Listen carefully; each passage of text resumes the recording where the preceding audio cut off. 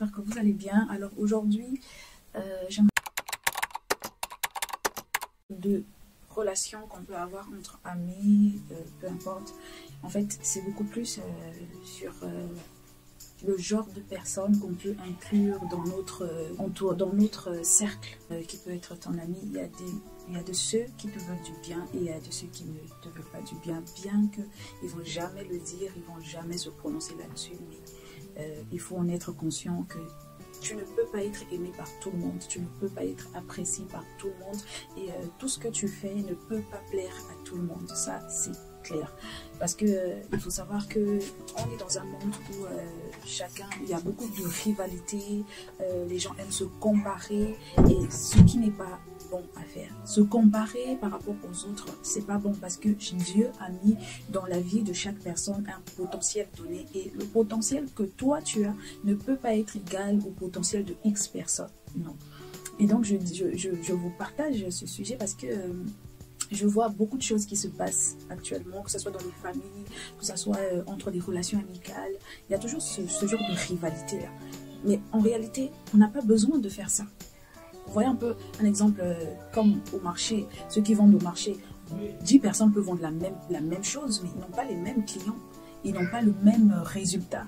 C'est juste pour dire qu'on n'a pas besoin de se comparer parce que chaque personne a quelque chose de spécial que Dieu a mis. Il faudrait juste chercher cette chose et exploiter cette chose-là dans le bon sens pour que ça porte des fruits tout en impliquant Dieu dedans. Et donc, les relations amicales ou dans les familles, vraiment, il faut savoir que tu ne peux pas être aimé par tout le monde. Tu ne peux pas être apprécié ou soutenu par tout le monde. Et donc, il faut faire un choix. Oui, parce que un chien, c'est un exemple, un chien ne peut pas marcher avec un chat. Ça, c'est clair. On ne peut pas aussi voir un corbeau voler ensemble avec une colombe, par exemple. Vous voyez. Donc, quand vous avez des relations, des amis et tout, en étant tout le temps avec ces personnes-là, tu peux connaître le caractère ou le fond de la personne. Même si tu ne connais pas totalement la personne, il y a toujours des petites choses que tu vas découvrir.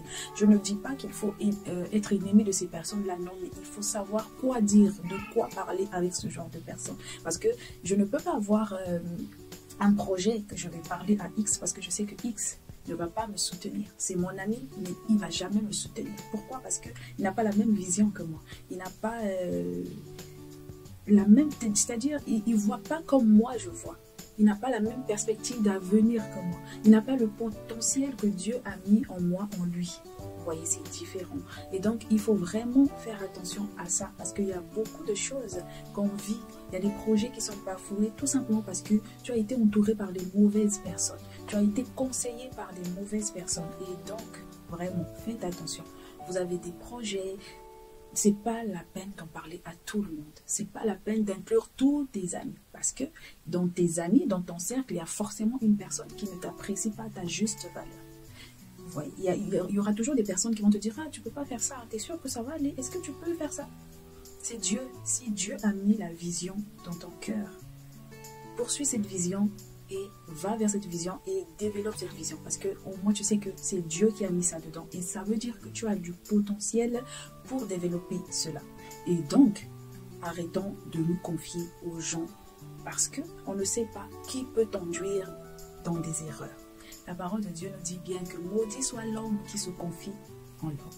En tout cas, veillez à ce que tout ce que vous faites, consultez Dieu, qui est le meilleur conseiller, qui connaît ton destin, qui sait quel est le projet qui marche le mieux pour toi, quel genre d'ami qui est mieux pour toi. Tu rencontres une personne, c'est une très bonne chose de rencontrer des gens, mais aussi, il faut prier pour ces personnes-là, pour que Dieu te révèle le fond de ces personnes-là. Parce que je me souviens, j'étais à l'époque, j'étais dans une entreprise, mais j'ai vécu des choses, des personnes que je pensais être mes amis, mais en réalité, c'était pas ce que je croyais, moi, en fait.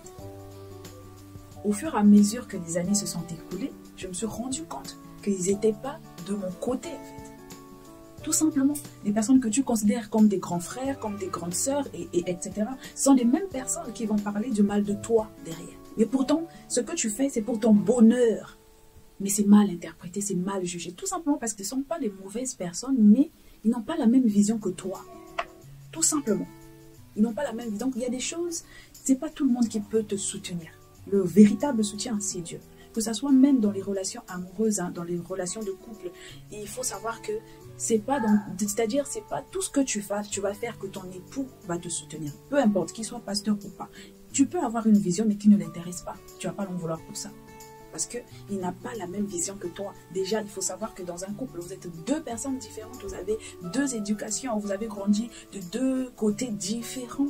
Du coup, vous ne pouvez pas être pareil. C'est vrai que selon la Bible, quand vous vous mariez, vous devenez un. Oui, vous devenez un quand vous vous entendez très bien. Mais ça ne veut pas dire que tout ce que tu feras, ton époux va te soutenir. Il peut t'apporter ses conseils, mais après le reste, c'est à toi de faire. Donc, il ne faut pas aussi arriver à un niveau où si ton conjoint ne te soutient pas sur tel projet, ça ne veut pas dire qu'il ne t'apprécie pas. C'est tout simplement, ce n'est pas le genre de truc qu'il aime faire, par exemple. Vous voyez.